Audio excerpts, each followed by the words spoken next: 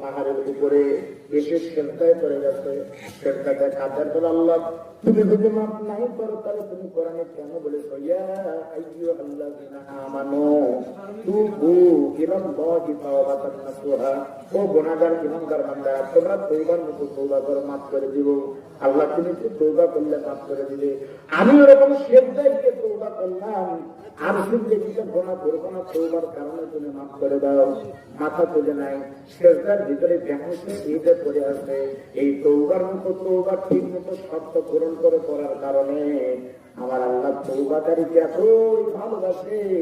গুনাহগার বান্দা তওবা আর চোখের পানির ওসিলায় আমার আল্লাহ তাআলা কাফন শরীরের গুনাহ মাফ করে দিয়ে জান্নাতুল ফেরদাউসের মেহমান করেছে। সেই মাপের ঔষধের নাম হলো তাওবা। আমরা তো সেই তওবা করতে রাজি আছি ভাই। সেই তওবার জন্য শর্তেই কিন্তু আল্লাহর কাছে গুনাহ স্বীকৃতি দাও। সবাই নিজের গুনাহ স্বীকৃতি দেন।